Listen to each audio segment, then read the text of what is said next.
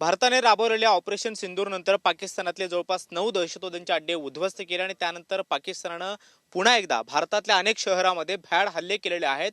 निष्पाप नागरिकांवरती हे हल्ले केलेले आहेत आणि आता ज्या जम्मू काश्मीरमधल्या पूंछमध्ये पाकिस्ताननं जे तोफगोळे आहेत ते टाकले गेले आणि अनेक ठिकाणचं नुकसान केलेलं, अनेक नागरिकांचा जीव घेतलेला आहे। त्या पूंछमधली परिस्थिती आपण पाहतोय। संपूर्ण पूंछ शहर हे बंद ठेवण्यात आलेलं आहे।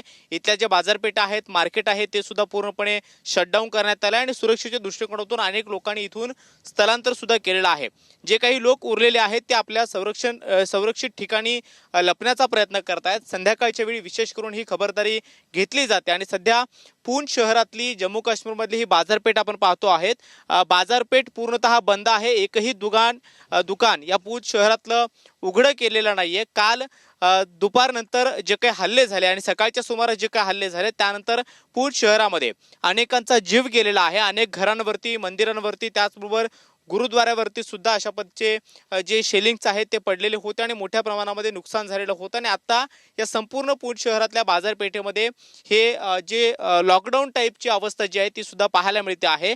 इथल्या सगळ्या स्थानिकांनी हा निर्णय घेतलेला आहे की आणि प्रशासनाने सुद्धा निर्णय घेतला की पूंछ शहर पूर्णतः बंद ठेवण्याचा निर्णय घेतला आणि त्यानंतर आता पूंछ शहरातली सगळीच दुकानं जवळपास पूर्णतः बंद ठेवण्यात आलेले आहेत आणि संध्याकाळच्या वेळेला इथले जे काही स्थानिक आहेत ते सुरक्षित स्तरी स्थलांतर करताना पाहायला मिळत आहेत। अनेक नागरिक इथले जे ग्रामस्थ आहेत किंवा रहिवासी आहेत ते सुद्धा दुसरीकडे स्थलांतरित होऊन गेलेले आहेत आणि पाऊस सुरू असल्यामुळे हा रस्ता पूर्ण दाटेवटीचा आहे। त्यामुळे विशेष करून खबरदारी घेतली जाते आणि सध्या पूंछमध्ये जे काही पाकिस्तानानं तोफगोळे फेकलेले आहेत किंवा शेलिंग फेकलेले आहेत त्यानंतर खबरदारी म्हणून बऱ्याचशा नागरिकांनी स्थलांतर केल्याचं कळतं आहे आणि तशी परिस्थिती पाहायला मिळते आहे। शिवाय इथलं मार्केट सुद्धा पूर्णपणे बंद ठेवण्याचा निर्णय इथल्या प्रशासनाने घेतलेला आहे।